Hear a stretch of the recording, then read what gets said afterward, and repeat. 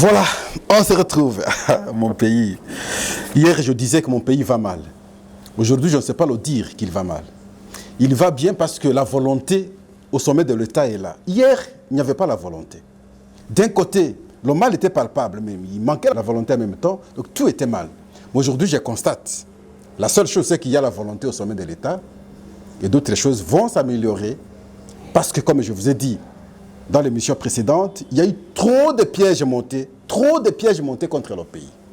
Il faut démonter piège par piège. Et cela demande un peu du temps. J'ai pitié parfois du chef de l'État.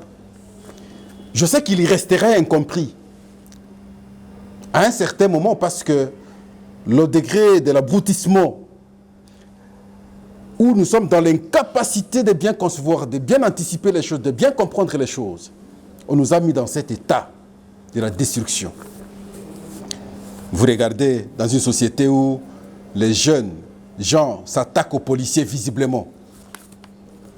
C'est ce qu'on nous a sémé dans nos têtes. On nous a abrutis. Pour détruire un État, il y a des secteurs qu'on cible directement. Il y a l'enseignement, l'éducation alors. Il y a son armée, on peut désarticuler, on envoie les incompétents. Il y a sa police, on désarticule.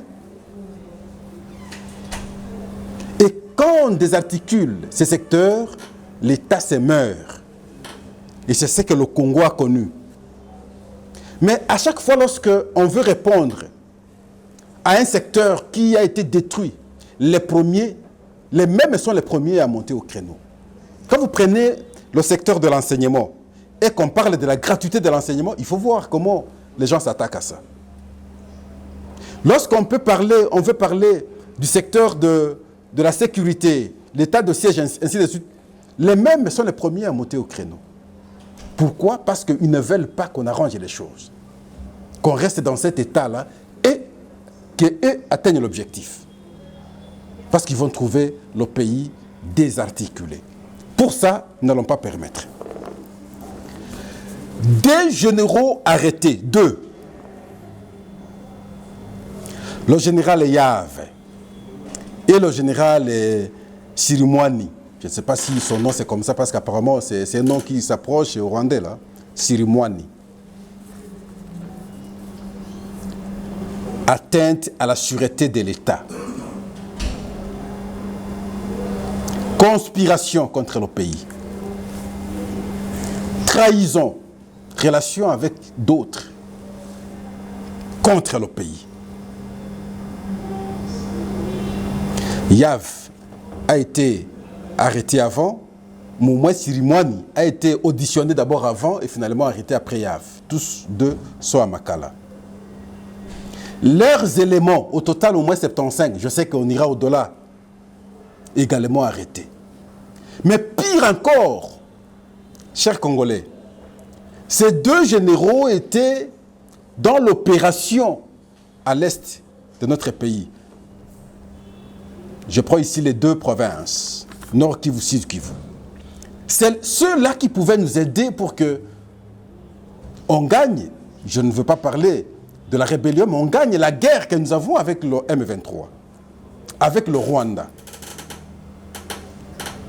Et vous comprenez comment nous disions depuis tous ces temps que notre armée est infiltrée. Notre armée est infiltrée. Des généraux, visiblement, qu'on pouvait considérer, voilà comment ils se comportent. Ils ne sont pas seuls, ils sont nombreux. L'OTAN finira par nous donner raison.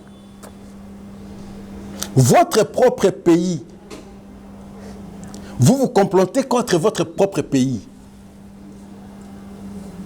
Et pourtant, vous êtes général et censé sécuriser l'intégrité territoriale.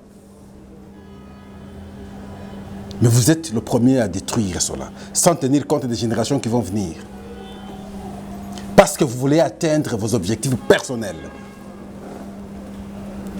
Et c'est comme ça que j'ai toujours compris, finalement. Et c'est de cette manière que Kagame prétend être fort. Non, il n'a jamais été fort. Le Rwanda ne peut pas être fort face au Congo. La vérité, c'est qu'ils ont trouvé une fenêtre qu'il a été pour eux, ouverte depuis tous ces temps. Ils sont entrés par cette fenêtre-là et ils travaillent en intelligence avec ceux-là qui sont ici. Nous les considérons comme fils du pays qui peuvent nous aider alors qu'ils nous ont déjà tourné le dos. Ils travaillent pour l'ennemi. Ils sont nombreux. Dans ces conditions-là, il est difficile de gagner la guerre. Donc il faut ici identifier d'abord ces mauvais fruits, un à un, dans le temps. Et on va gagner cette guerre un jour.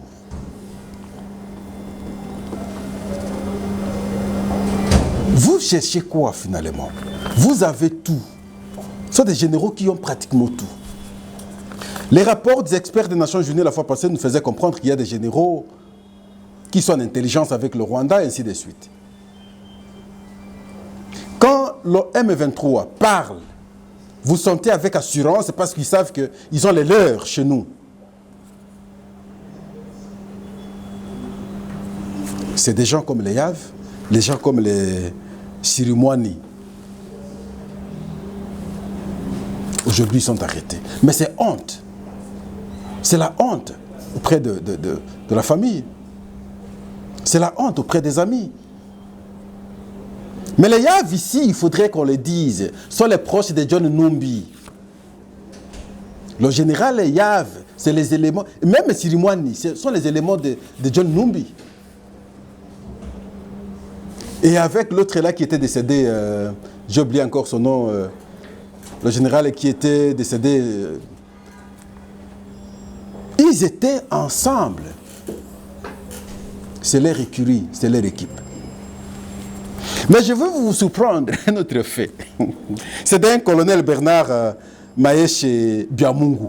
Mais visiblement, vous sentez que c'est un Rwandais. Maeshe Biamungu, c'est un colonel. Ce colonel a été arrêté dans le régime passé, depuis 2017, 2012 plutôt. Il a passé 7 ans en prison.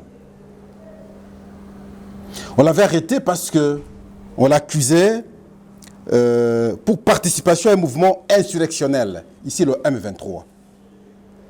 Ce colonel, Bernard Maeshe Biamungu, était arrêté. 7 ans d'emprisonnement.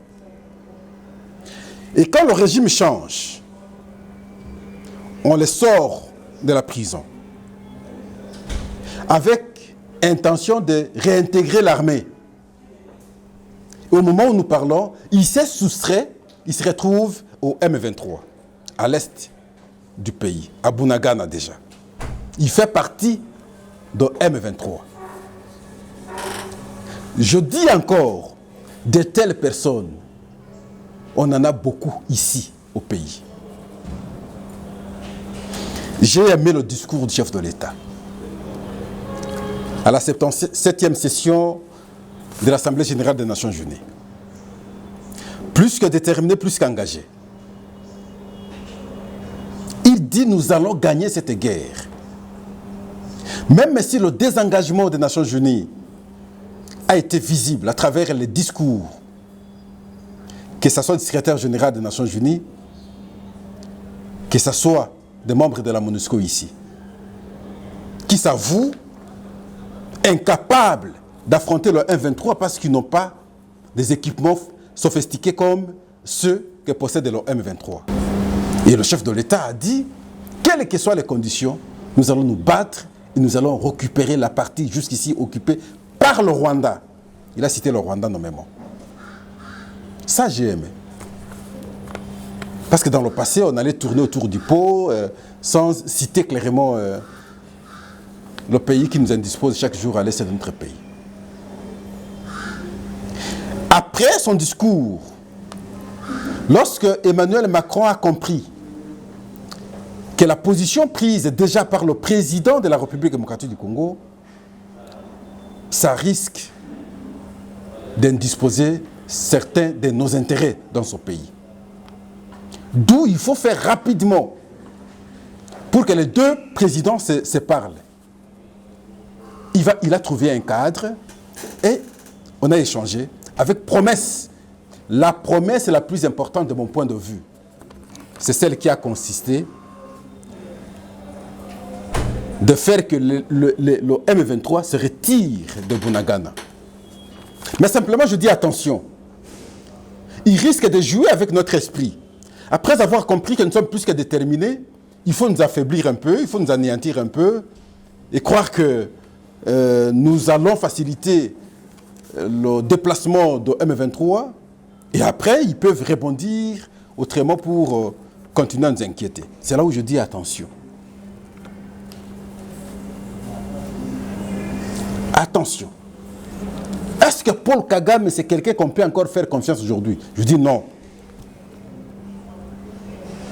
On ne peut pas faire confiance à Paul Kagame.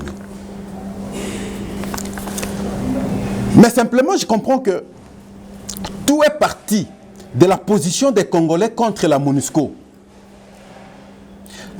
Les Congolais habitant l'Est de la République démocratique du Congo ne supportent plus la présence de la MONUSCO. Ça, ils l'ont dit à Bintou Keïta, qui est la représentante du secrétaire général des Nations Unies ici. Ils l'ont dit aux autorités congolaises, entre autres le vice-premier ministre et ministre de l'Intérieur et d'autres ministres aussi. Nous ne voulons plus la présence de la MONUSCO ici en République démocratique du Congo. Ça, c'est leur point de vue. Je parie que Bintou Keïta, ayant compris la vraie position des Congolais, va se réaliser que leurs intérêts sont en train de partir. Qu'est-ce qu'il faut? Va téléphoner le secrétaire général. Et c'est de cette manière que vous aviez vu, vous aviez entendu le secrétaire général prendre une position qu'il avait prise. Parce que comprenons que leurs intérêts sont mis en cause ici. Nous devons vous rappeler, la MONUSCO est ici, oui. La République démocratique du Congo finance une petite partie en termes d'argent, oui. Mais l'autre grande partie d'argent financé pour la MONUSCO provient d'où? L'argent provient maintenant de ces puissances. Et comment ces puissances récupèrent leur argent financé?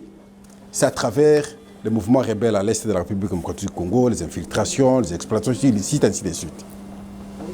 Est-ce que de cette manière, ils vont vouloir que la guerre prenne effet? Je dis non. À travers le propos du secrétaire général des Nations Unies, il dit ils ne sont pas à mesure aujourd'hui de vaincre le M23. Et ils n'ont pas cette mission. Mais de son point de vue, je pense que même la mission de la MONUSCO en République démocratique du Congo prend fin. Parce que pour les Congolais, l'objectif, c'est ramener la paix. Et lorsque vous n'êtes pas à mesure de ramener la paix, ah mais non, on met un terme aussi à notre relation. Nous-mêmes, nous allons nous battre. Nous avons une bonne police. Question qu'on renforce des réformes. Nous avons une bonne armée.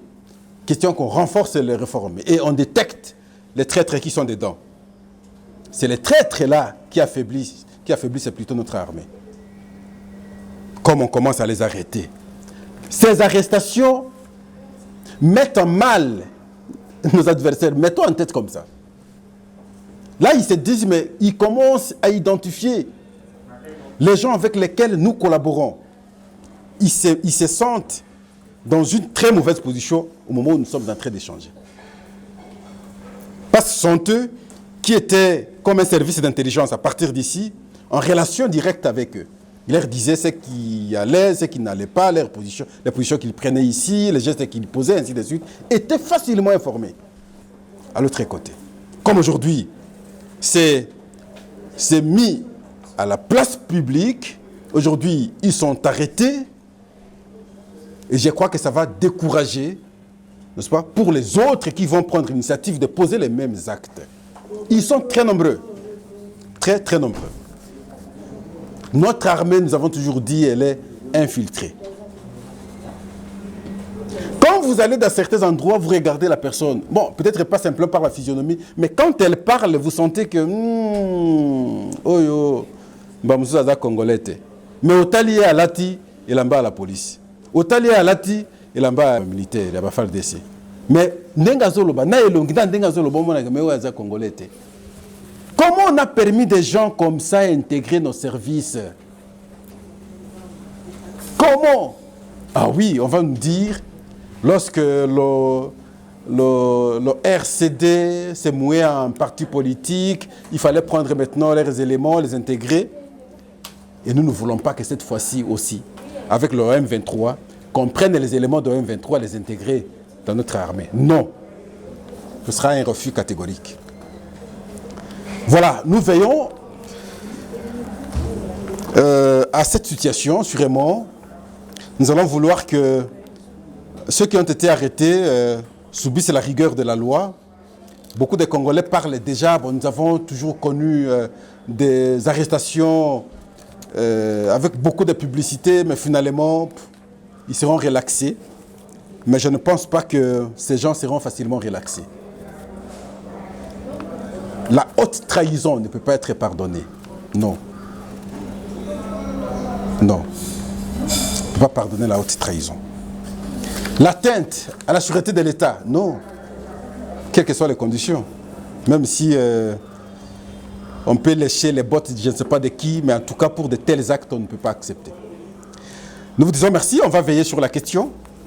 On va revenir prochainement, lorsqu'il y aura évolution, que ce soit ici à Kwamutu, que ce soit à l'est de la République démocratique du Congo. Ici, nous parlons de Bunagana, parce que la prière de chaque Congolais, c'est voir Bunagana être libéré. Lorsqu'il y aura évolution, parce que les militaires sont plus que déterminés. Et franchement, on va revenir pour échanger encore ensemble. Merci. Nous vous disons au revoir et à la prochaine.